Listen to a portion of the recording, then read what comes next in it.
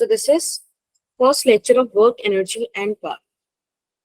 Finally, after so long, हमारा नया chapter शुरू हो रहा है और काफी प्यारा सा चैप्टर है और हाँ मजा आएगा इसको करने में. देखो इसमें ना 3 फिजिक्स की क्वांटिटीज के नाम है, वर्क, एनर्जी और पावर. तो अभी मैं स्टार्टिंग वर्क से करूंगी, later on we move towards the other 2 quantities. ठीक है, सबसे पहले मुझे आप लोग बताओ वर्क से आप क्या समझते हो, क्योंकि फर्स्ट टाइम नहीं सुन रहे हो आप ये. आप इसको कहाँ पढ़ चुके हो, क्लास 9th में पढ़ चुके हो एग्जैक्ट वर्क टॉपिक को, तो कुछ आइडिया दोगे थोड़ा बहुत, कुछ भी? क्या होता है work? Force into displacement. Force into displacement. Very cool. और Force into displacement. ठीक है, फोर्स इनटू डिस्प्लेसमेंट, बिल्कुल सही. That's cool. देखो अगर मैं एक तरीके से बोलूं ना, तो work is a way to transfer the energy. ठीक है, एक तरीका है, and to be very precise it is a mechanical way. ठीक है, अब आप बोलोगे कि ये क्या मतलब हुआ. एक छोटा सा एग्जांपल समझते हैं और उसके बाद हम उस डेफिनेशन पे जाएंगे जो हमारी बुक्स हमें बताती है. ठीक है, देखो सोचो कि कोई तुम्हारे पास इंसान आता है, वो बोलता है कि भाई उससे कुछ काम करना है. ठीक है, बट उसके पास लाइक एनर्जी नहीं है. एनर्जी इन सेंस जैसे मतलब कि वो खाना मांग, आप उसको आप कैसे हेल्प कर सकते हो? या तो आप उसको खाना दे दो, खाना खाएगा तो एनर्जी आ जाएगी, फिर काम कर लेगा, या फिर आप उसका काम कर दो. तो दोनों तरीके से आपने उसकी हेल्प कर दी ना. These are 2 ways to help that guy. ये सुनो. Yes, ma'am. Yes, ma'am. ठीक है, यस मैम. जब आपने उसको रोटी दी खाने को, तो वो आपने एनर्जी ट्रांसफर करने का एक नॉन मैकेनिकल तरीका है. ठीक है, कुछ नहीं किया, मैं सिर्फ उसको रोटी दे दी, खुद उसने एनर्जी, अब उसने एनर्जी ली और उस एनर्जी से उसने काम कर लिया. ठीक है, दैट वुड बी डन. जहां पर आप खुद से जाके काम करते हो वो होता है मैकेनिकल तरीका एनर्जी को ट्रांसफर करने का. भाई मेन मोटिव क्या था? उसका काम करना. उसके पास अगर मतलब उसका काम करके मैं उसकी एनर्जी बचा ली ना, एक तरीके से देखा जाए तो प्रैक्टिकली. बाकी तो खाना दे देना चाहिए, that's a very good thing. तो अगर आप ये वाली चीज समझ पा रहे हो तो यही तरीका है वर्क का. हम यहाँ पर कुछ फोर्स लगाते हैं, उसकी वजह से कुछ डिस्प्लेसमेंट होता है और उसको वर्क कहते हैं. Okay, it's a very social example. मैंने ये बोला कि there is someone standing at your door and asking कि भाई हेल्प कर दो. ठीक है, लेट्स अज्यूम अगेन कि उसके पास एक बहुत बड़ा बॉक्स है, उसको नहीं उठाए बन रहा है, तो उसने आपसे बोला कि हेल्प कर दो. तो इस हेल्प करने के 2 तरीके हैं. एक, उसे खाना दे दो ताकि वो खाकर एनर्जी ले ले और बॉक्स उठा दे. ठीक है, दूसरा, खुद जाके उसका बॉक्स उठा के रख दो. तो जब आप खुद जाके बॉक्स उठा के रख रहे हो, that is a way of transferring the energy, जिसको फिजिक्स में हम वर्क बोलते हैं. इसको और अच्छे से समझेंगे जब भी हम हीट वाला चैप्टर पढ़ेंगे, thermodynamics. Is that okay Madhav? Now clear yes होगा? मैम. ओके. तो मैं कह रही थी कि फोर्स होता है, फोर्स की वजह से कुछ मूवमेंट होता है, कुछ डिस्प्लेसमेंट होता है, और उधर हम वर्क डन बोलते हैं, जैसे आप लोगों ने बोला. ठीक है, वैसे तो यूजुअल लाइफ में वर्क के बहुत ही सिंपल एस्पेक्ट्स हैं. आपने कुछ भी काम किया, मैं बोल रही हूँ दैट इज वर्क, आप सुन रहे हो दैट इज वर्क, आप लिखोगे दैट इज वर्क, मैं लिखूंगी वो वर्क है ना, हम चलेंगे वो वर्क होगा, बहुत सारी चीजें हैं, राइट? उन सबको हम वर्क बोलते हैं. इफ समवन इज आस्किंग कि भाई, जैसे कि आज मैं अपनी मम्मी से ऐसे बोलूं कि आज मेरी 3 क्लास है, आज मैंने, हाँ that is another thing, but I am telling you something on the basis of physics. ठीक है, वो टेक्निकल चीज को प्रैक्टिकली समझाने की कोशिश थी. ओके. हाँ, तो मैं क्या कह रही थी कि आज मैं अगर अपनी मम्मी को बोलूँ कि आज मेरी 3 क्लास है, मैंने बहुत काम किया, और करा क्या है मैंने? अगर आप देखो फिजिक्स की नजरों में कुछ नहीं किया.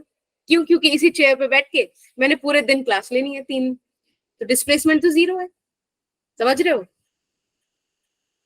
तो ये है फिजिक्स. फिजिक्स की टर्म्स में वर्क बहुत ही सिंपल स्ट्रिक्ट वे में डिफाइंड है कि भाई फोर्स की वजह से अगर डिस्प्लेसमेंट हुआ है तब वर्क आएगा. Is that okay? आप लोग ऐसे बॉक्स लेके ऐसे चढ़े, सीढ़ी सीढ़ी सीढ़ी सीढ़ी, ठीक है, वापस उतर के नीचे आ गए, डिस्प्लेसमेंट 0, खत्म था.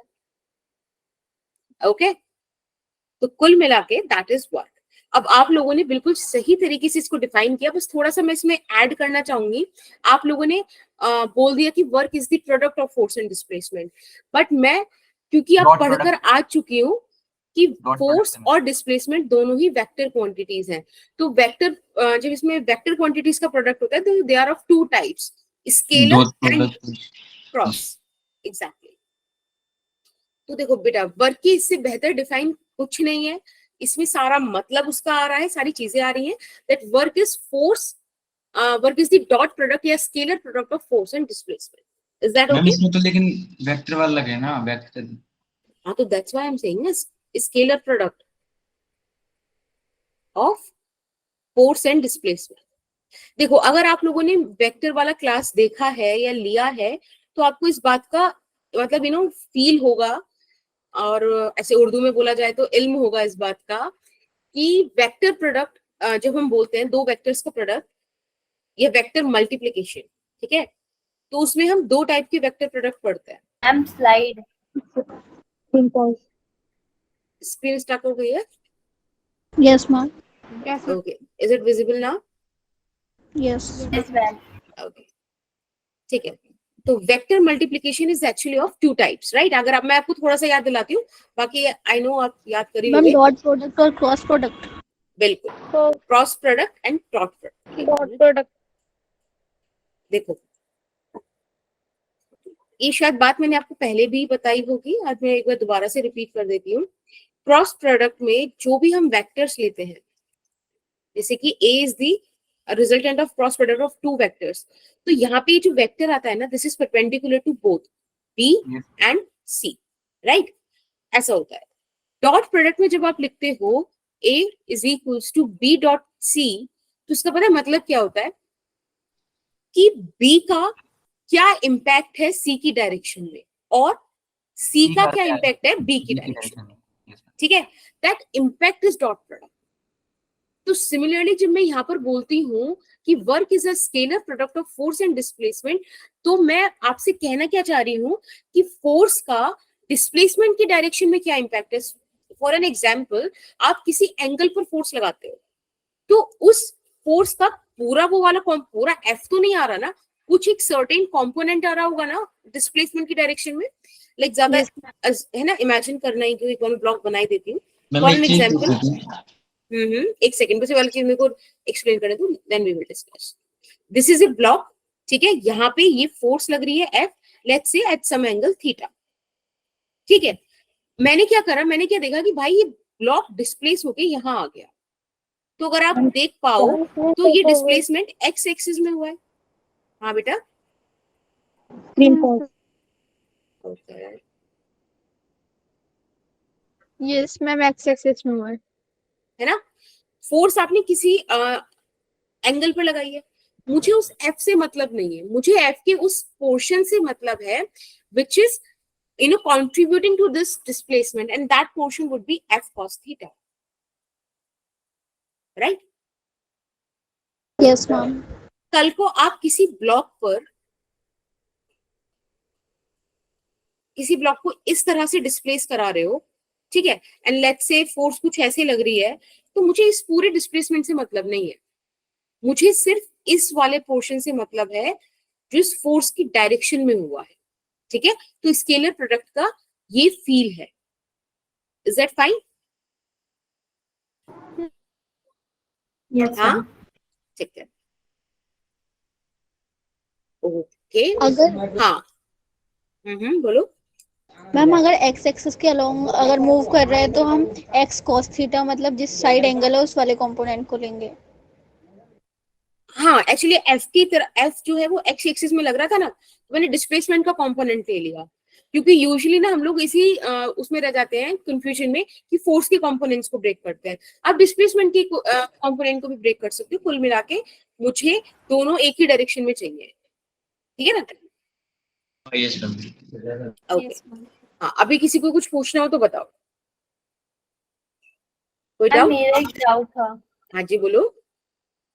मैम हमारी क्लास में जैसे मैम टीचर पढ़ा रही थी वर्क एनर्जी एंड पावर, तो उन्होंने बोला था वर्क डन जो होता है वो उसका वेक्टर क्वांटिटी नहीं होता, बट लेकिन फोर्स इनटू डिस्प्लेसमेंट है, दोनों ही वेक्टर क्वांटिटी, तो वर्क डन की वेक्टर क्वांटिटी क्यों नहीं है? देखो, इसका एक सिंपल सा एग्जांपल, इसकी एक सिंपल सी बात है कि आप एक चीज ऐसे समझो, हमारे पास अगेन थोड़ा सा बेसिक मैथमेटिक्स का ये वाला डिस्कशन हो जाएगा, एक बार समझो। देखो, आपके पास physical quantities are of two types ना, scalar and vector, right? Yes ma'am. Yes ma'am. इसमें जब आपको पढ़ाया जाता है कि डॉट प्रोडक्ट या क्रॉस प्रोडक्ट, तो हम बेसिकली इनका एक सिंपल सा मतलब डिस्कशन लेते हैं कि भाई आप क्या करा सकते हो, आप या तो एक स्केलर का मल्टीप्लाई करा सकते हो किसी वेक्टर में, जैसे कि सपोज एक मिनट रुको, एक स्केलर है, इसकी आपने मल्टीप्लाई करा दिया एक वेक्टर में, ये एक चीज हो सकती है, ठीक है? तो आपको क्या मिलेगा? वेक्टर मिलेगा। आप अगर स्केलर स्केलर की कराते हो तो आपको स्केलर मिलने वाला है, राइट? ऐसे ही डॉट प्रोडक्ट में जब आप वेक्टर्स को लेके चलते हो, ये तो हो गया खाली स्केलर और वेक्टर का कहानी, जब आप वेक्टर को लेके चलते हो तो भी दो कहानी बनती है कि अगर आप दो वेक्टर्स का डॉट प्रोडक्ट कराते हो तो आपको मिलता है स्केलर, ठीक? और अगर आप दो वेक्टर्स का क्रॉस प्रोडक्ट कराते हो तो आपको मिलता है वेक्टर, ठीक है? ये तो हुआ मैथमेटिकली स्पीकिंग दिस थिंग।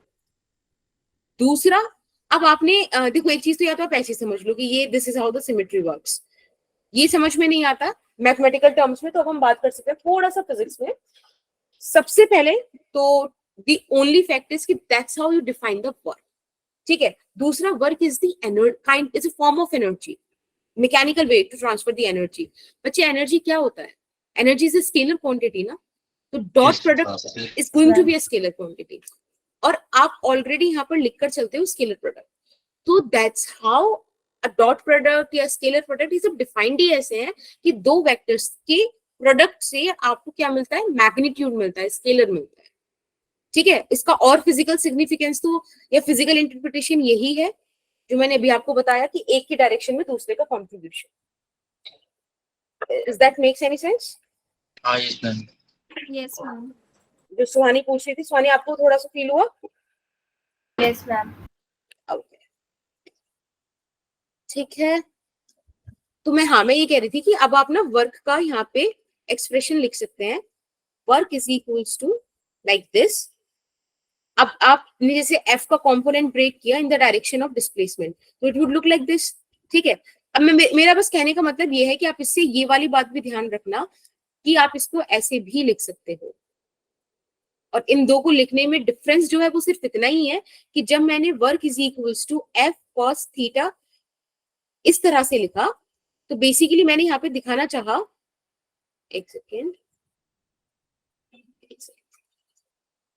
उसका डिस्प्लेसमेंट में क्या रूल है? हाँ एक मिनट, मतलब फोर्स जो है डिस्प्लेसमेंट में कितना इफेक्ट डाल रहा है वो? एग्जैक्टली हमने डिस्प्लेसमेंट की डायरेक्शन में फोर्स के कंपोनेंट को डिस्कस किया, ठीक है?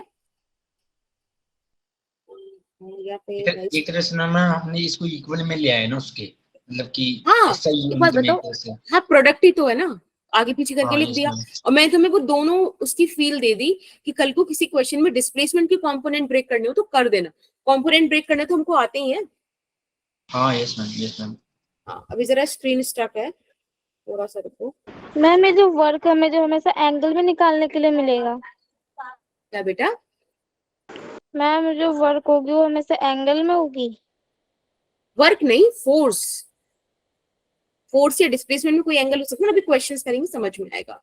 यहाँ पे मैंने बोलने की मतलब कोशिश ये की है है, कि जो वर्क है वो मैम, जो इक्वेशन आएगी वर्क की उसमें एंगल होंगे ना?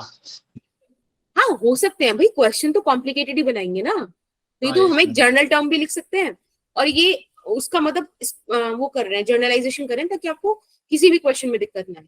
ये जो मैंने लिखा है इसका मतलब ये है component of force in the direction of displacement, ठीक है? एक बार नीचे मैं डायग्राम और बना दूंगी ताकि आप वो चीज समझ पाओ। एक चीज मैं पहले ही बता दे रही थी, वो मैंने अभी आपको जो डिस्प्लेसमेंट के कंपोनेंट्स बताए थे, अभी मैं एक क्वेश्चन कराऊंगी, वहां खुद से अगर कर लोगे तो ज्यादा अच्छा है, वरना फिर ठीक है दिखा देंगे।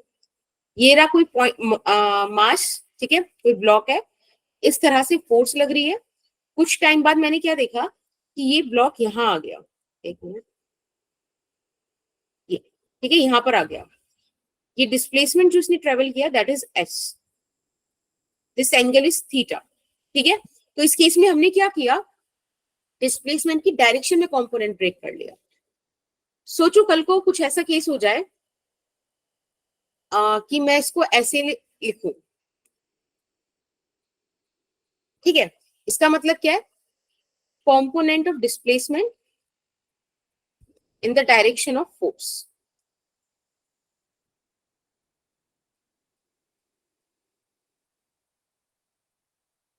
राइट, यस मैम, हाँ। है ना। दोनों चीजें निकाल सकते हैं। चलिए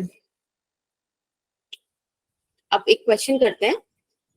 जब भी कभी आपके पास वर्क का क्वेश्चन आएगा ना, तो उसमें किस ऑब्जेक्ट पे वर्क निकालना है, किस फोर्स की वजह से निकालना है, हर चीज मेंशन होगी। क्योंकि एक ब्लॉक पे आपने अभी न्यूटन्स लॉज ऑफ मोशन वगैरह सब पढ़ा ही है, तो आपको इस बात का अंदाजा है कि एक ब्लॉक पे कई फोर्सेस लग सकती हैं और हर फोर्स की वजह से वर्क डन अलग हो सकता है, ठीक है। क्योंकि डिफरेंट डिफरेंट एंगल्स पे डिफरेंट डिफरेंट अमाउंट की लगती है। तो आपको जब भी कभी वर्क डन पूछा जाएगा तो बड़े स्पेसिफिकली बताया जाएगा कौन सा ब्लॉक कितना, कौन सा वाला फोर्स, ठीक है, उसकी बात हो रही है। तो जैसे कि आप यहाँ पे देख सकते हो, क्वेश्चन है find the work done bye external force, frictional force and gravitational force on mass 10 kg when it displaced by 5 meter. Is that okay? इतना स्पेसिफिकेशन, इतना डिटेलिंग दी जाएगी आपको। तो आज का लेक्चर बेसिक ही है, क्वेश्चंस भी बिल्कुल बेसिक है, सिर्फ अंडरस्टैंडिंग बिल्ड करने के लिए, ज्यादा दिक्कत वाली बात होगी नहीं। और अभी टाइम हो रहा है 18:53। आप लोग फटाफट से मुझे आंसर कर देना। कब तक? 56 तक, ठीक है। 3 फोर्स 3 मिनट। समझ में आया वैसे अब तक जो बात हुई हमारी? Yes ma'am.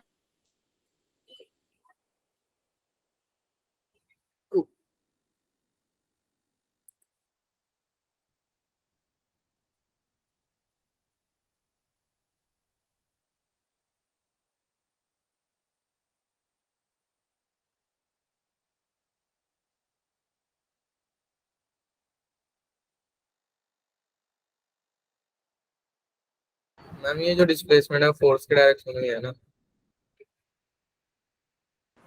क्या बोल रहे हो बेटा? जो 5 मीटर डिस्प्लेस हो रहा है फोर्स के डायरेक्शन, एक्सटर्नल फोर्स, हाँ हाँ।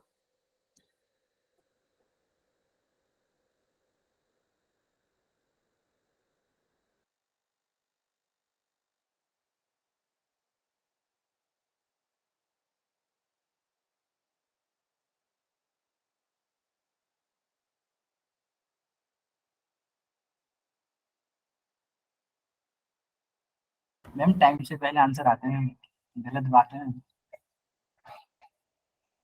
कौन कर रहा है? ओहो भाई, टाइम का बिल्कुल ध्यान रखेंगे सारे। Okay ma'am. हाँ, सिर्फ जो टाइम लिखा हुआ है ना, जैसे 56 लिखा हुआ है तो 55 पे आंसर ड्रॉप कर दिया करो, उससे पहले नहीं।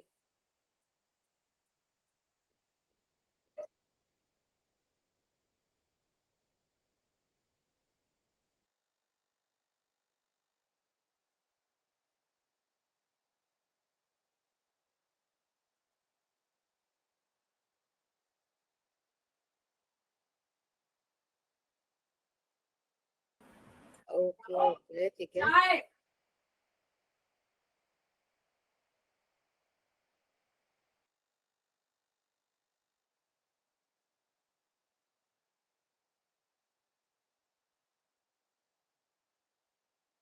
ओके चलो, अभी मैं एक बार डिस्कस कर लेती हूँ। अब देखो, इन्होंने आपसे ना बात की है एक्सटर्नल फोर्स, फ्रिक्शनल फोर्स और ग्रेविटेशनल फोर्स की। तो सबसे पहले एक बार एफबीडी बना देते हैं ताकि भाई चीजें हम सारी देख पाए। जैसे कि ये रहा ब्लॉक, इस पे ग्रेविटेशनल फोर्स तो ये लगी है ना, कितनी लगी? 100 न्यूटन्स। इस पे एक्सटर्नल फोर्स ये लगी और ये लगी 50 newtons as per the given conditions. अब फ्रिक्शनल फोर्स आपको निकालनी है। अब देखो यहाँ पे ऑब्वियसली ब्लॉक डिस्प्लेस हो रहा है तो मूव करा होगा, हमको कुछ दे ही नहीं रखा, तो हम फ्रिक्शनल फोर्स म्यू के म्यू ऐसा ऐसा तो कुछ दिया नहीं है, तो इसको म्यू के ही मान के निकाल सकते हैं ना? यस। बोलो। तो यहाँ से बेसिकली फ्रिक्शनल फोर्स आ जाएगी, जो भी आएगी वो हम निकाल लेंगे, ठीक है। एक इस पे और कुछ लग रहा होगा, एक नॉर्मल रिएक्शन लग रहा होगा, यस ठीक है। लेकिन नॉर्मल रिएक्शन का क्या ये फर्क पड़ता है, देखो ये नॉर्मल रिएक्शन एक ये लग रहा होगा, एक इस पे लग रहा होगा, है ना, तो हटा देते हैं उसको। तो फिलहाल ये 3 फोर्सेस जो हमसे बात की गई थी उन्हीं को हम काउंट करते हैं। तो सबसे पहले हम एक्सटर्नल फोर्स की वजह से इस पे फ्रिक्शनल वर्क डन निकालते हैं, ठीक। अब आप देखो, ड्यू टू एक्सटर्नल फोर्स जो वर्क डन आएगा एज पर द फॉर्मूला क्या होगा, F इंटू एस। भाई दोनों एक ही डायरेक्शन में है, पर फिर भी आप अपनी आदत के लिए इसको ऐसे ही लिख लो ताकि ना आपको आदत बनी रहे ये वाली चीज लिखने की। तो फोर्स हो गई 50, डिस्प्लेसमेंट बोला आपसे 5, दोनों एक ही डायरेक्शन में, तो प्लस 250 जूल्स, राइट। अब इसके बाद जब बात करी जाएगी किसी किसकी फ्रिक्शनल फोर्स की, तो उसके लिए we need to calculate frictional force first.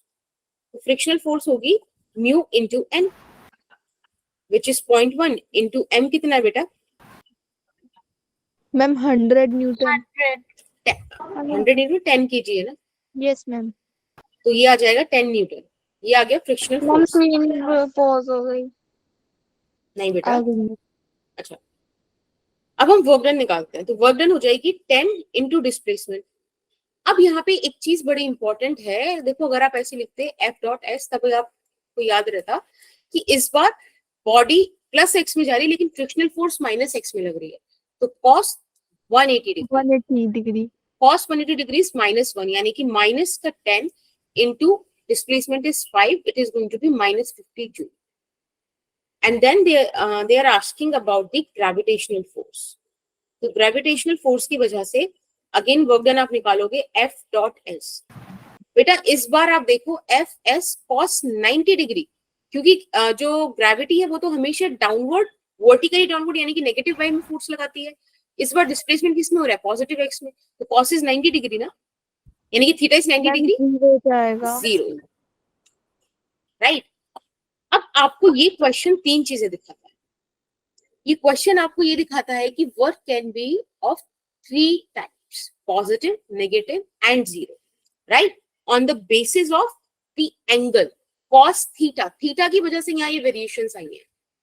एक बार देखिए इस वाली चीज को, मैम यहाँ पे 80 प्लस माइनस 50 जूल कैसे आया? ओके देखो ये फ्रिक्शनल फोर्स नेगेटिव एक्स में लग रही है ना, देखो नेगेटिव एक्स पॉजिटिव एक्स से मतलब कार्टेशियन कोऑर्डिनेट, ओके ठीक है। तो frictional force is acting in the negative X direction but motion is taking place in positive X direction, so the angle is 180 degree ना between force and displacement, yes और no. So if angle is 180 degree, so we just put the values in the formula. F dot S is going to be Fs cos theta. Theta is 180 degree. Cos 180 का value क्या होता है? अगर किसी बच्चे को cos और sin की वैल्यूज याद नहीं होती तो मैंने हमेशा आपको ट्रिक बताया है कि आप वेव से बना लो। This is how a cos wave looks like. देखो ये 0 डिग्री पे उसकी वैल्यू है, ये 90 डिग्री पर, 180 डिग्री पर, है ना, 270 डिग्री पर और 360 डिग्री। स्क्रीन पोज है। Yes ma'am. ओके थोड़ा सा बड़ा बना दूंगी मैं, फिर तो छोटा सा बन गया। दिख रहा है, जूम करूं, वैसे आप लोग भी कर सकते हो जूम, दिख रहा है, ठीक है। ऐसे ही अगर किसी को साइन में दिक्कत है तो साइन का वेव ऐसा होता है, ठीक है ना, यहां से शुरू करो 0 डिग्री, बीच में मारो 90, इधर 180, 270 एंड 360, तो आपको ना वैल्यूज याद हो जाएंगी क्योंकि 0 है इधर, ओरिजिन होता है, ओरिजिन पे 0 होता है, उससे ऊपर +1 नीचे -1, 0 +1 -1। तो आप देखो cos 180 का वैल्यू -1 होता है इसलिए -1 रख दिया, ठीक है बेटा, इसलिए नेगेटिव 50 हो गया। Is that okay? ठीक। हम 270 और 360 का कैसे करेंगे इसमें? देखो अगर आपको cos 270 का वैल्यू चाहिए तो cos 270 देखो यहाँ पे 0 डिग्री आ रहा है, cos 360 +1 आ रहा है, इधर देखोगे sin 270 -1 आ रहा है, sin 360 0 आ रहा है। Is that fine?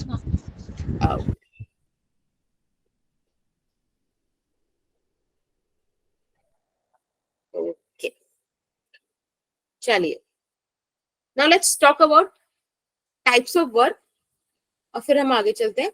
इसमें ज्यादा कुछ नहीं है, ये सिर्फ आपको ये दिखा रहा है जो मैंने इस क्वेश्चन से आपको पहले फील करा दिया, बस एक बार मैं इन कंक्लूजन्स को लिख दूं कि सबसे पहला होता है पॉजिटिव वर्क। पॉजिटिव वर्क कब होगा? जब जिस डायरेक्शन में फोर्स उसी उसी डायरेक्शन डायरेक्शन में डिस्प्लेसमेंट हो जाए, डिस्प्लेसमेंट होगी मैम। तो बेसिकली थीटा 0 डिग्री है तो आपको पॉजिटिव वर्क देखने मिल जाता है।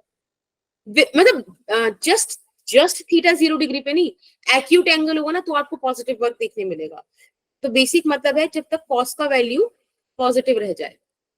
ठीक है, एग्जाम्पल दे दिया मैंने इसका 0 डिग्री का।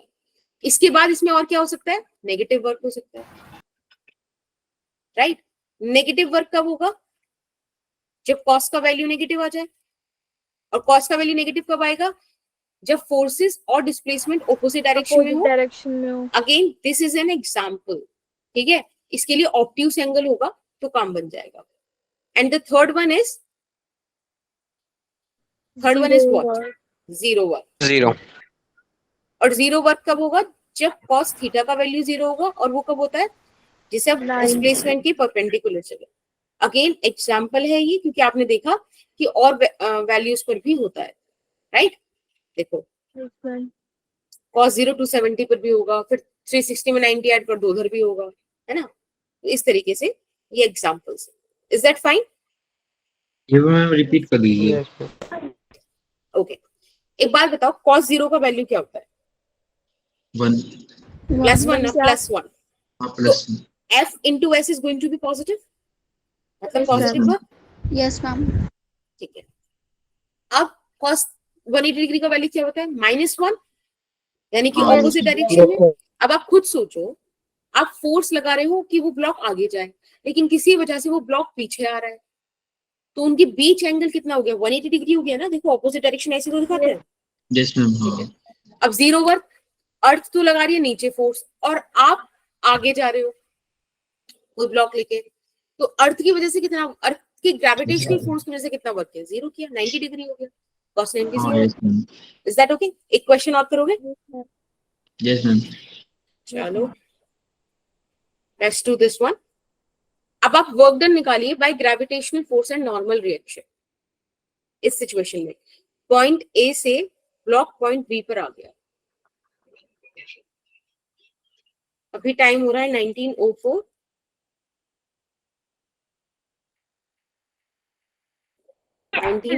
तक कीजिए।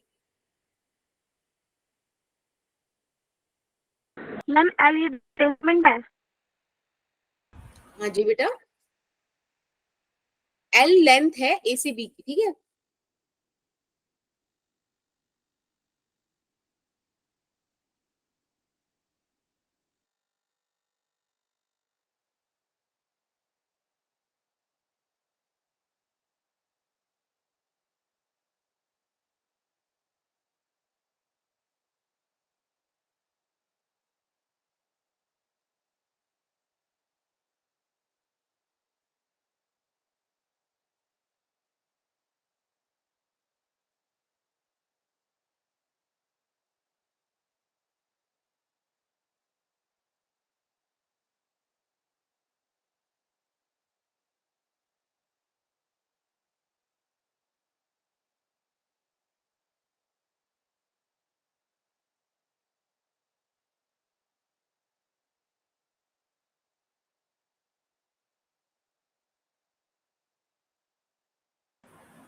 किसी को कोई डाउट है क्या अभी तक?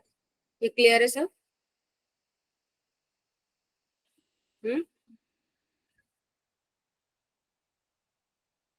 ओके, ठीक है।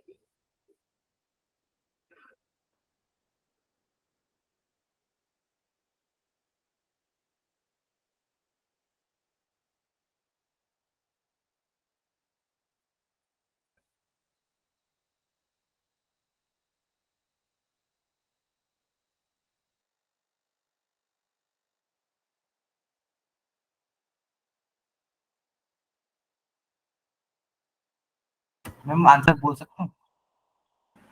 हाँ बेटा बोलो। Ma'am mg l sin theta. किसकी वजह से? दो फोर्सेस है। मैम वाह। ग्रेविटेशनल फोर्स की वजह से। ओके, और नॉर्मल रिएक्शन की वजह से? मैंने मैम ध्यान नहीं दिया नॉर्मल रिएक्शन से दिखा दिया। ठीक है, एक बार देखो। ओके, यश ने आंसर किया है, ओम ने आंसर किया है, मंतुषा ने आंसर किया है। गुड बेटा।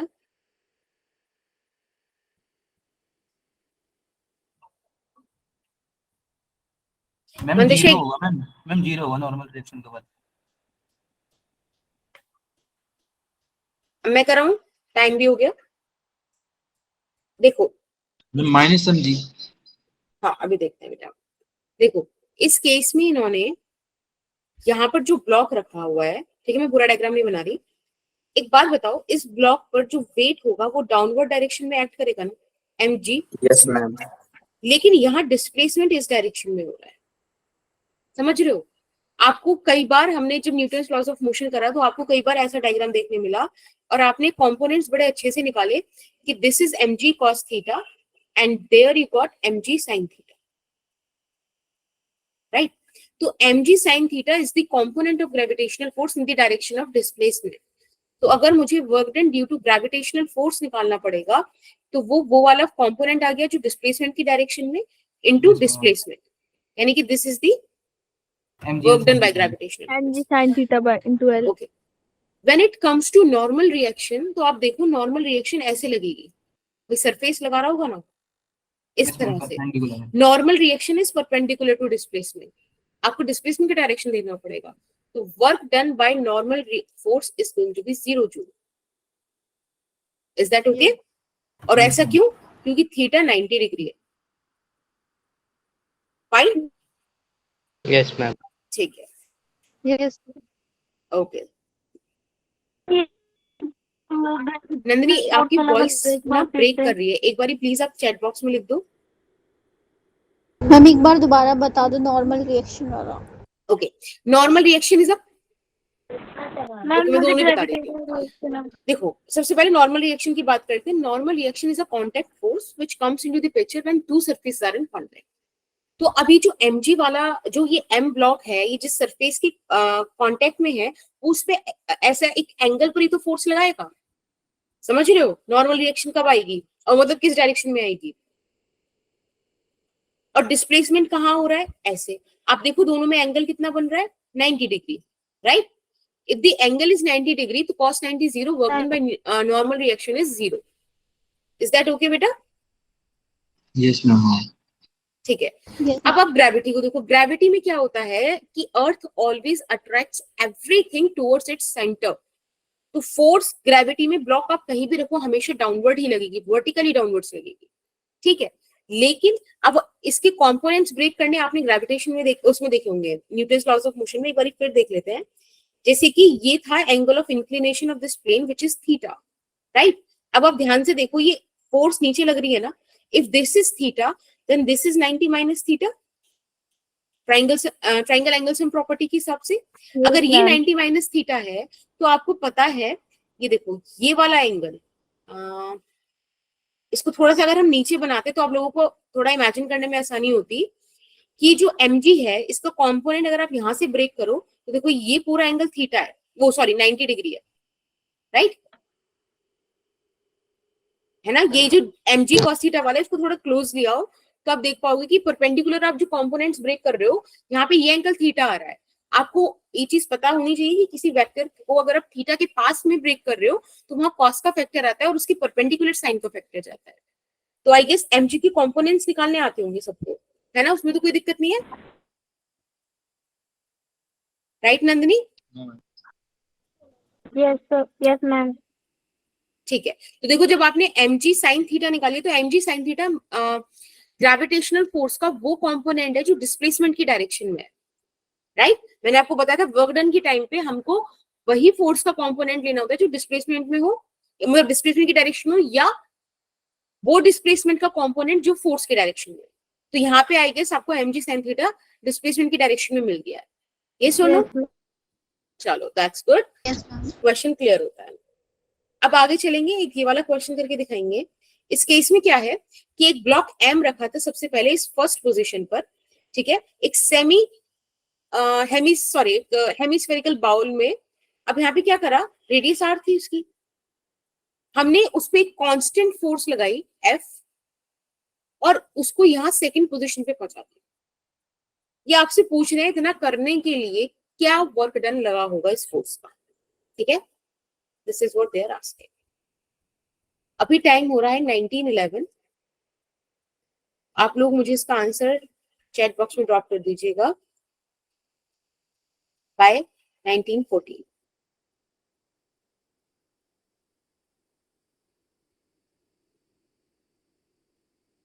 मैम इसमें डिस्प्लेसमेंट फोर्स के डायरेक्शन में लेना है?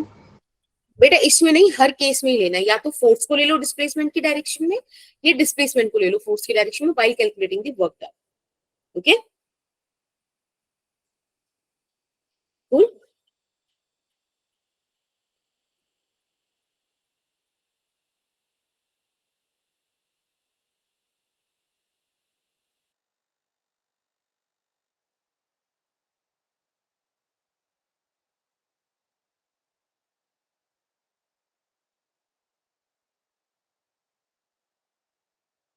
मैम नीचे 1 क्या लिख रखा है आपने?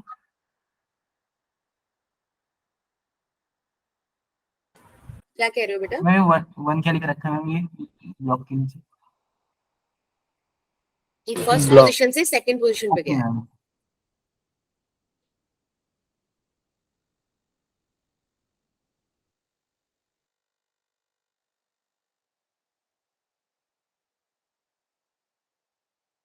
मैम इसका डॉट प्रोडक्ट 0 होगा क्या?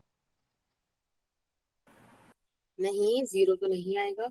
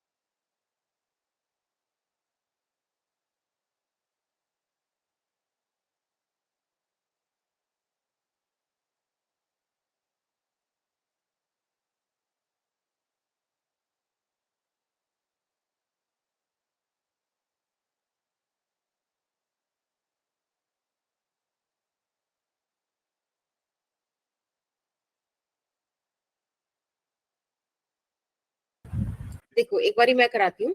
इसमें ना आपको वो वाला कंपोनेंट फील करना था कि आप डिस्प्लेसमेंट लो फोर्स की डायरेक्शन में। एक बात देखो, इसमें फोर्स इस डायरेक्शन में आपको पॉजिटिव एक्स में दिख रही है, पॉजिटिव एक्स में ही वो है। अब हमें डिस्प्लेसमेंट ये जो है, अगर हम इसकी कंपोनेंट्स ब्रेक कर दें इस तरह से तो काम बन जाएगा। ये वाला जो डिस्प्लेसमेंट का कंपोनेंट है ये फोर्स की डायरेक्शन में है। अब इसको निकालें कैसे? कोई इशू नहीं, हमारे पास ये point let's say O, this is one O और second point is R distance away ना, तो इस R के कंपोनेंट्स आप ब्रेक कर सकते हैं। देखो यहाँ पे थीटा एंगल बन रहा है ना, तो इधर की तरफ इतने पोर्शन का आ गया R cos theta, R cos theta. इधर चला गया R sin थीटा, राइट। तो ये जो डिस्प्लेसमेंट है इसका वो वाला पार्ट है which is in the direction of force. Are you getting my point? Ma'am एक बार फिर से समझा दो। देखो मैंने आपसे ये बोला कि इसको खाली मतलब मास वगैरह को बना देते हैं, हेमिस्फेरिकल शेप छोड़ते हैं। This is how a box is placed, ठीक है, R डिस्टेंस नीचे, हमने इसको उठाकर यहां रख दिया, ठीक है, एक फोर्स F की वजह से जो इसी तरह से लग रही थी। तो ये जो चेंज आया कुछ ऐसा रहा ना डिस्प्लेसमेंट, ये तो डिस्प्लेसमेंट हुआ। अब अगर मैं इसके कंपोनेंट्स ब्रेक कर पाऊं तो ज्यादा बेहतर होगा। ये देखो यहाँ पे ये R है, इतना पोर्शन, या फिर ऐसे देखो इसको मैं थोड़ा सा सॉलिड बना देती हूँ, इतना portion, this is R cos theta and this one is r sin theta. तो एक बात बताओ, this r sin theta is in the direction of force ना? Yes, ma'am. तो अगर मैं यहाँ पे work done bye F force निकालूं तो आप उसको कैसे लिख दोगे कि F तो ऐसे ही है, लेकिन इस बार जो कंपोनेंट लोगे वो डिस्प्लेसमेंट का लोगे, और डिस्प्लेसमेंट कितना आ रहा है? r sin theta. ठीक है, इसीलिए मैंने आपके क्वेश्चन में वो पहले जो कॉन्सेप्ट बताया था ना, वहां पे यही लिखवाया था, component of displacement in the direction of force, ताकि आप इस वाली बात पे बिल्कुल रिजिड ना हो जाओ कि कॉस ही आएगा. इस केस में देखो साइन आ रहा है. ठीक है, तो हमको कंपोनेंट से मतलब है कॉस या साइन से. Is that okay? Yes, ma'am. Ma'am इसमें डिस्प्लेसमेंट का कंपोनेंट r sin थीटा लिया है. हाँ, आपने ना देखो, आप उसको ब्रेक करो, डिस्प्लेसमेंट के कंपोनेंट को ब्रेक करोगे तो r sin थीटा फोर्स की डायरेक्शन में आएगा, क्योंकि फोर्स तो ऑलरेडी मतलब फोर्स की कंपोनेंट निकालना इज लिटिल बिट डिफिकल्ट है, तो इसलिए हमने डिस्प्लेसमेंट निकाल दिया है ना, क्योंकि हमें तो पता है कि प्रोडक्ट रूल जो हम डॉट प्रोडक्ट कर रहे हैं उसमें हम दोनों ही बातें लिख सकते हैं, दोनों बातों का मतलब एक ही होता है. Is that fine? Yes ma'am. ठीक है. अच्छा, एक ये वाला क्वेश्चन करो, समझते हैं धीरे धीरे से इस चीज को. ठीक है, आराम आराम से, और 2-3 चीजें देखेंगे इसमें. और यहाँ पे आपको वर्क डन निकालना है ग्रेविटेशनल फोर्स की वजह से दोनों मासेस पे और टेंशन की वजह से. ठीक है, जब आपको दे रखा है कि 2 kg का ब्लॉक 3 मीटर नीचे आया है, डिस्प्लेस हो. अच्छा क्वेश्चन है, ट्राई करो. अभी टाइम हुआ है 19 18. आप लोग 19-21 तक ट्राई कर लीजिए.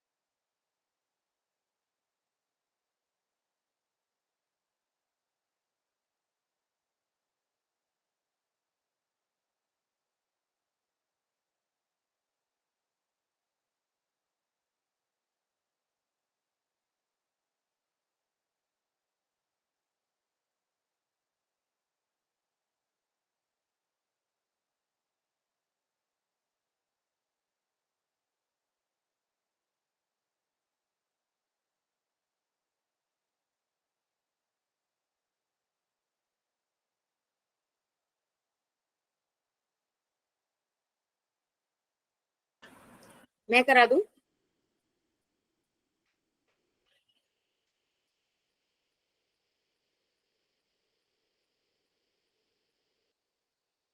ओके,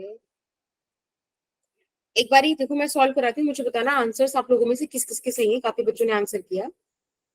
सबसे पहले जब इन्होंने 2 फोर्सेस का मेंशन किया है, ग्रेविटेशनल फोर्स और टेंशन फोर्स, तो आई थिंक सबसे ज्यादा इंटेलिजेंट यही चीज रहेगी कि हम पहले उन फोर्सेस को सिस्टम पे मार्क कर देते हैं. एक बात बताओ, 2 kg पर इस तरह से डाउनवर्ड एक्ट कर रहा होगा ग्रेविटेशनल फोर्स, सिमिलरली 1 kg पर भी टेंशन फोर्स इस तरह से अपवर्ड आ रहा होगा. सिंस स्ट्रिंग इज सेम, तो टी टेंशन होने देगी। अब आप सबसे पहले देखो work done on 1 kg block या work done by gravitational force on 1 kg block. ठीक है भाई, ग्रेविटेशनल फोर्स डाउनवर्ड एक्ट कर रही है। Yes ma'am. डिस्प्लेसमेंट इसका ऊपर होगा ना, क्यों? क्योंकि 2 kg वाला ब्लॉक 3 मीटर डाउनवर्ड आया है, तो ये 3 मीटर अपवर्ड जाएगा। कल ही Yes, आपने ma'am. कंस्ट्रेंट मोशन वगैरह में चीजें देखी थी, यस मैम। है ना? ऑलरेडी भी आपको पता है चीजें, हम क्योंकि करते आ रहे हैं अब तक न्यूटन्स लॉज ऑफ मोशन से। तो हमें एक चीज समझ में आई कि डिस्प्लेसमेंट और वर्क के बीच 180 डिग्री का एंगल बन रहा होगा, मतलब नेगेटिव वर्क। अब कितना फोर्स होगा? तो 1 × 10 इतना फोर्स होगा भाई। 1 kg उसका मास है, जी का वैल्यू 10 है। डिस्प्लेसमेंट कितना हुआ है? 3 हुआ।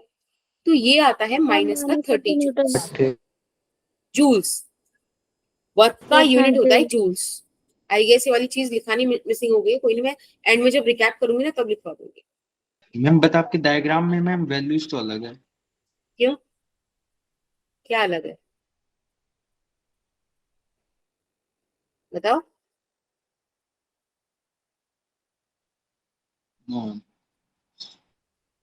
ठीक है, अब बात करते हैं work done by gravitational force for 2 kg block. 2 kg Newton. अब आप देखो 2 मैम kg वाले आपने मतलब मैम, अच्छा सॉरी मैम, मैं उसे केजी में लेकर के ले गया था, सॉरी। चलो कोई नहीं। जब आप 2 kg वाला ब्लॉक देखते हो तो ग्रेविटेशनल फोर्स भी नीचे एक्ट कर रही है। देखो भाई, ये ग्रेविटेशनल फोर्स है ना, अलग अलग लग रही होंगी ना एज पर देयर मासेस। तो ग्रेविटेशनल फोर्स डाउनवर्ड एक्ट कर रही है और डिस्प्लेसमेंट भी डाउनवर्ड हो रहा है। दोनों के बीच थीटा 0 डिग्री हो गया, तो यानी कि पॉजिटिव वर्क डन हुआ। अब इसका फोर्स कितना होगा? m × g, तो 2 × 10 डिस्प्लेसमेंट 3 यानी कि प्लस का 60 जूल्स। Yes ma'am. राइट, ये तो आंसर्स हो गए कि work done by gravitational force. अब जब मुझे निकालना है वर्क डन बाय क्या टेंशन फोर्स, तो उसके लिए मुझे टेंशन फोर्स पता होनी चाहिए। तो सबसे पहले ब्लॉक आपके पास जो है 1 kg वाला, उसके लिए आप इक्वेशन लिख दीजिए। तो क्या इसके लिए इक्वेशन ये आएगी? Yes ma'am. क्योंकि टेंशन फोर्स ऊपर लग रही होगी, नीचे mg यानी कि g लग रहा होगा, लेकिन ब्लॉक ऊपर मूव कर रहा है, तो t - g, let's say a acceleration से ऊपर गया तो a आ गया। अब आप जब इक्वेशन लिखोगे फॉर 2 kg, तब आप देखोगे कि ग्रेविटेशनल फोर्स वहां ओवरकम करेगी इस तरह से, 2a। है ना? इन दोनों इक्वेशंस को आप ऐड कर दीजिए, you will get 2g - g यानी कि g = 2a + a 3a। यहाँ से हमें एक्सेलरेशन का वैल्यू मिलता है g/3। आप इस वैल्यू को यहाँ पुट करके टेंशन का वैल्यू निकाल दीजिए। ओके, जब भी विजिबल हो जाए तो मुझे बता देना एक बार। मैम विजिबल है। यस मैम हो गई। तो ये जो हमारे पास इक्वेशन है t - g = a, यहाँ से हमने दोनों को सॉल्व किया, फर्स्ट इक्वेशन और सेकंड इक्वेशन। आपने जब दोनों को ऐड कराया तो आपको ये इक्वेशन, ये चीज मिलती है। Is that okay? Yes ma'am. ठीक है, यहाँ से हमारे पास एक्सेलरेशन का वैल्यू आ गया g/3। अब आप इसको आप सब्स्टिट्यूट कर सकते हैं या पुट कर सकते हैं इक्वेशन 1 में, और वहां से आप टेंशन का वैल्यू निकाल सकते हैं। भाई सिंपल सी ट्रिक है, कब से तो करते आ रहे हैं। g + a यानी कि g + g/3, it is going to be 4g/3, right? अब वो आपसे पूछ रहे हैं कि इन फोर्सेस की वजह से वर्क डन क्या होगा। तो work done due to tension force on 1 kg block. भाई एक बात बताओ, 1 kg वाला ब्लॉक भी ऊपर जा रहा है और टेंशन फोर्स भी ऊपर लग रही है, यानी कि पॉजिटिव वर्क डन होगा। Yes ma'am. Yes ma'am. है ना? तो यहाँ पर आ जाएगा T × S and that is positive. तो ये 4g 40/3, displacement is 3, it is going to be 40 joule. 40 joule. अब आप निकाल लीजिए work done by tension on 2 kg वाला ब्लॉक। 2 kg वाले ब्लॉक में टेंशन ऊपर लग रही है, डिस्प्लेसमेंट नीचे हो रहा है, मतलब नेगेटिव आएगा। -40/3 × 3। देखो भाई, हमने कल वाले लेक्चर में कंस्ट्रेंट मोशन में यही तो किया था। देखो, net work done by tension force is 0 + 40 - 40, है कि नहीं? हाँ यस मैम। यही, बस यही पता है वो, ऐसा होने बहुत अचंभा सा है। इंटरनल फोर्सेस की वजह से यही होता है। Net work done by tension force in a system is zero. Individually तो है लेकिन नेट जीरो. ओके, कोई डाउट किसी Yes, को यहाँ ma'am. तक तो मुझे बताओ. No ma'am. Okay. No, ma'am. क्योंकि आई गेस आंसर्स बहुत कम आए थे, ऐसे 10 और 20 जूल आपका आ रहा था. मैम तो मेरा मेरा समझ क्वेश्चन था। 40 आया था. हाँ, बोलो यश क्या हुआ. मैम हमने पहले जब वर्क डन निकाला था तो मैम उसमें हमने टेंशन को नहीं लिया था, तो मैम इसी वजह से मेरा गलत हो गया. तो मैम टेंशन से पहले कोई फर्क नहीं पड़ेगा ग्रेविटेशनल से?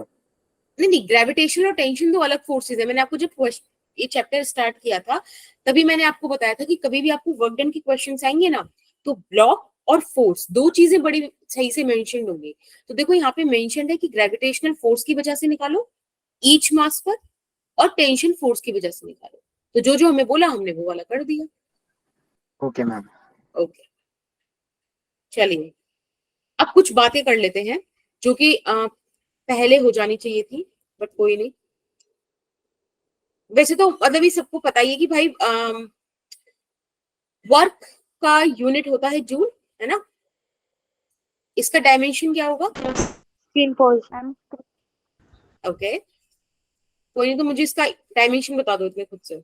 Ma'am ML2T-2. Very good. किसी को दिक्कत है तो याद रखना कि एनर्जी का भी यूनिट जूल होता है, ऐसा यूनिट वर्क का भी जूल होता है. क्योंकि मैंने अभी भी आपको जब मैंने स्टार्ट किया था तब बताया था work is a mode of transfer of energy, right. तो mv स्क्वायर वाली चीज से भी आप इसका याद कर सकते हो, वरना फोर्स इनटू डिस्प्लेसमेंट से तो निकाल सकते हो. अच्छा, मैंने डायमेंशन लिख ली. होता है. हाँ, फोर्स की भी तो होती है, m into a. मैंने तुम्हें डायमेंशन लिखनी एक और तरीके से सिखाई थी कि कई बार ऐसे भी आ सकता है ना. This is the dimension actually, पर हम लिखते नॉर्मली ऐसे हैं, बट आपको क्वेश्चन ऐसे भी दे सकता है. ओके, दूसरी बात आप हमेशा ध्यान रखोगे, इफ थीटा इज एक्यूट, अगर थीटा छोटा है मतलब एक्यूट मतलब 90 डिग्री से कम है, तो उस केस में cos थीटा हमेशा क्या होता है, पॉजिटिव होता है. Positive. अगर cos थीटा पॉजिटिव मतलब वर्क इज पॉजिटिव. बेटा पॉजिटिव वर्क का मतलब क्या होता है. इसका सिंपल सा मतलब है कि आपने एनर्जी दी. ठीक, मैंने बताया ना आपको, work is a way to transfer the energy. If the work done is positive मतलब आपने एनर्जी दी है. Cool, yes ma'am. ठीक है. अगर मैं कल को आपसे बोलूं कि अगर थीटा ऑब्ट्यूस हो जाए, in that situation cos theta negative हो जाएगा. अगर cos थीटा नेगेटिव हो गया मतलब वर्क डन इज नेगेटिव.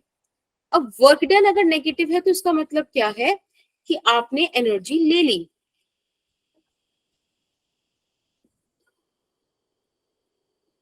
क्या लिखूं यहाँ पे, एनर्जी ले ली, एनर्जी इज ऑब्टेन्ड. चलो ऐसे लिख लो. ठीक है, समझ गए. Yes ma'am. ध्यान रखना इन चीजों का. मैम एक चीज पूछ रही थी, मतलब ये जो नेगेटिव है मैम हाँ जी, पर्सन, तो फिर मैम उससे हमें पता कैसे चलता कि हमने एनर्जी ली है? कैसे पता चलता है. Yes ma'am. ओके,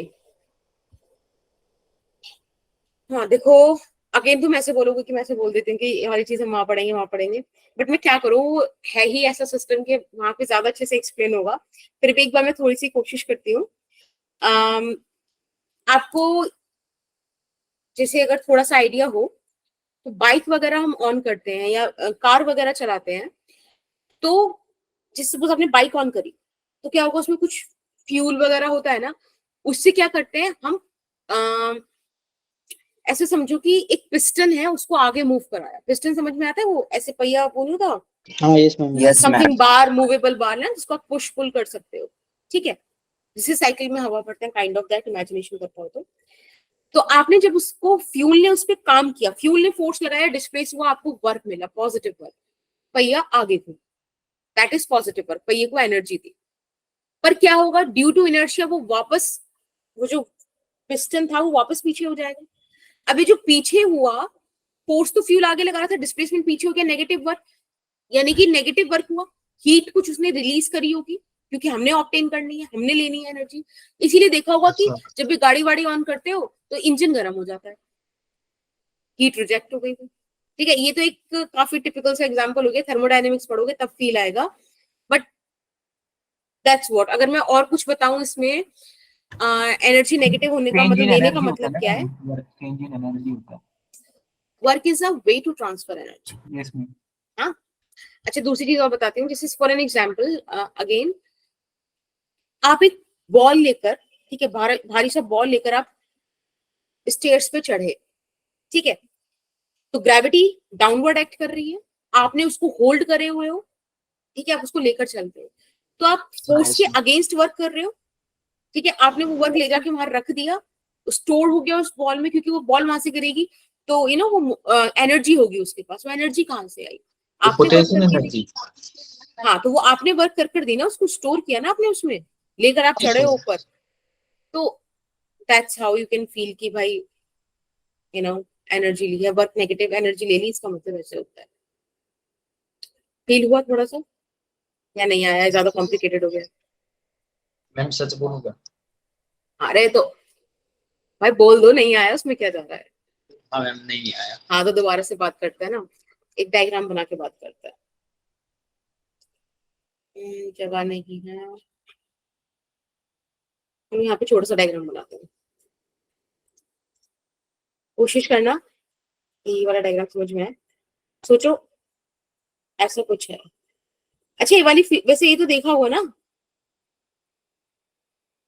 कि फ्यूल वगैरह जलने से वो इंजन वगैरह गर्म हो जाता है।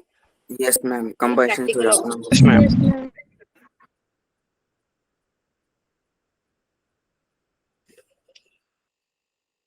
देखो, बाकी और एग्जांपल मैं ढूंढ के ले आऊंगी, क्योंकि मुझे तो अभी सिर्फ यही याद आ रहा है।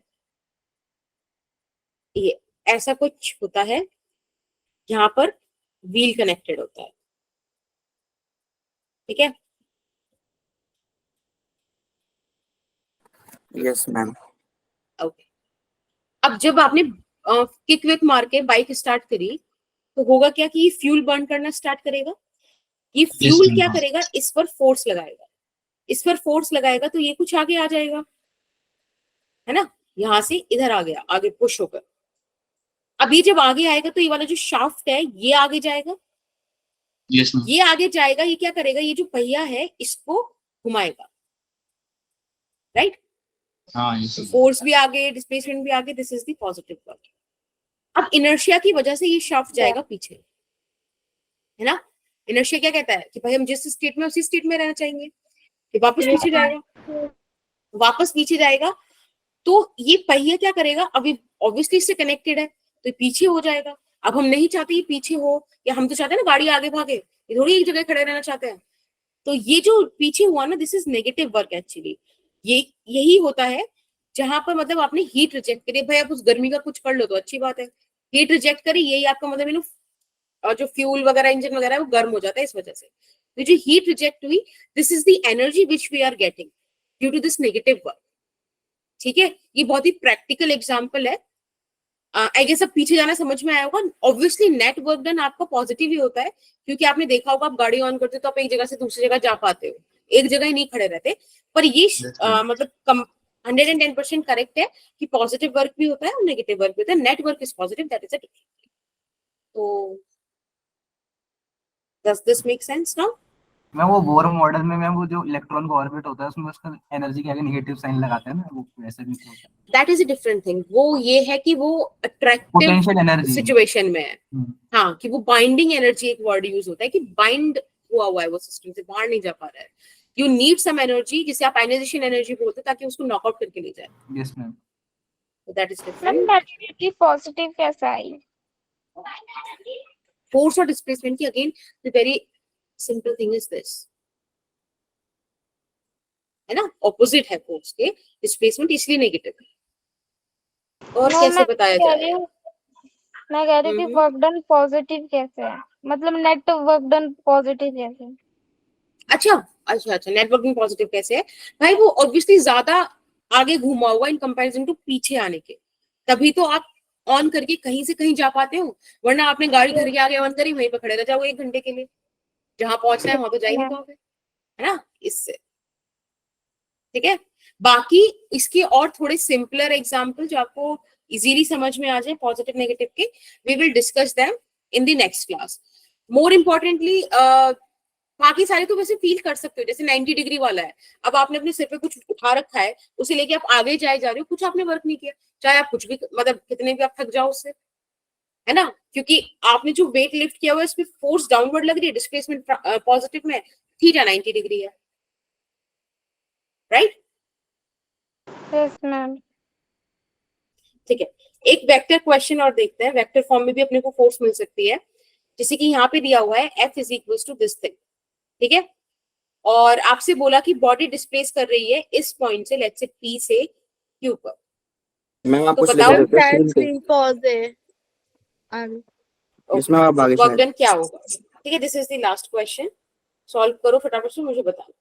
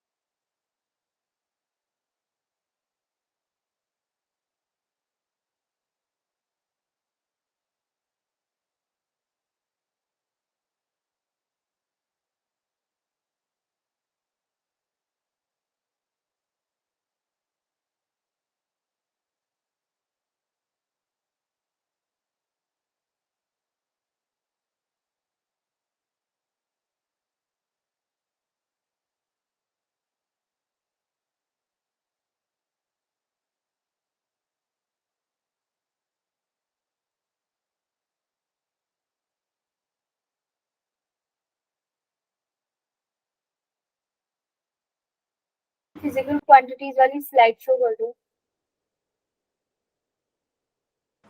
क्या बेटा? फिजिकल क्वांटिटीज वाला आपने जो दिखाया था वो एक बार स्लाइड दिखा दो। एक सेकंड, एक बार वाला क्वेश्चन कर लो, वैसे मैं नोट्स अपलोड कर दूंगी तो वहां से चेक कर लेना अभी, वरना इस क्वेश्चन की बात दिखा दूंगी, ठीक है? Okay ma'am.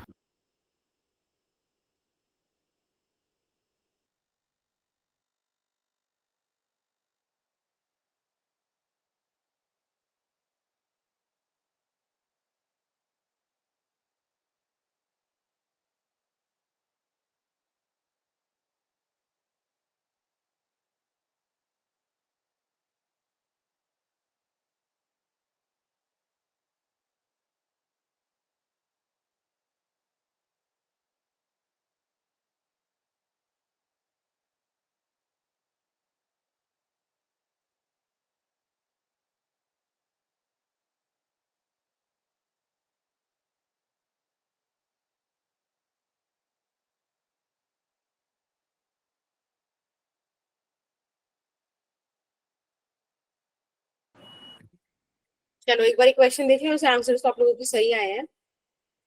तो जब यहाँ पे हमें F दिया हुआ है 2i cap plus 3j cap and then minus 4k cap, right? This is the direction of, मतलब this is the vector of force. अब इसको हमें अगर वर्क डन यहाँ से निकालना है तो we are going to do F into R. अब R कहाँ से निकालेंगे भाई? R आएगा R2 माइनस R1 से, है ना? तो आप चाहो तो R2 लिख लो, पहले R1 लिख लो, चाहो तो ऐसे सिंपल सॉल्व कर लो, जैसे 3 माइनस 2 1, और कैसा है X coordinate, 4 minus 1 3, 3j cap, 2 minus 0 2k cap, तो this is the R vector. आप इन दोनों का डॉट प्रोडक्ट कराइएगा तो 2 और 1 आएगा, सॉरी 2 आएगा प्लस का, 3 और 3 9, माइनस 4 और 2 8, 9 minus 8 is plus 1 and it is going to be plus 3 joule. ठीक है? तो the thing is कि अगर आपको वेक्टर वाली चीजें आती हैं तो अब आपको फील होगा कि यहाँ पे काफी इजी पढ़ने वाली है ना। एक क्वेश्चन यहाँ पे Yes, ma'am. होमवर्क में ले जाइए, ठीक है, take the screenshot. Ma'am okay, फिर से बोलो बेटा। हाँ समीक्षा बोलो। मैम आपको इस पीडीए वाली पीडीएफ कब तक मिल जाएगी? नेक्स्ट क्लास तो होगी ना मेरी अभी, उसके बाद दे दूंगी, ठीक है। मैम आज ही पीडीएफ अपडेट कर दीजिएगा Okay. वरना कल संडे हो जाएगा फिर। हाँ हाँ ठीक है ठीक है ठीक है। Okay. कल मैम टेस्ट नहीं है ना? ऐसे सरप्राइज टेस्ट थोड़े लेंगे तुमसे, ठीक है। अब मैं एक बार, आप मुझे आप वेक्टर प्रोडक्ट डॉट प्रोडक्ट वाला स्लाइड बोल रहे थे, दैट इज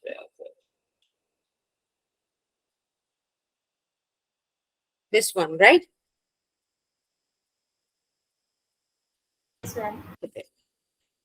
स्क्रीनशॉट ले लीजिए and that's it, thank you.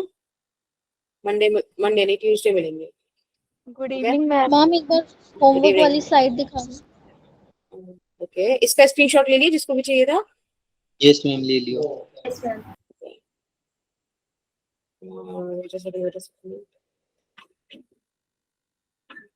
This one, right? Yeah.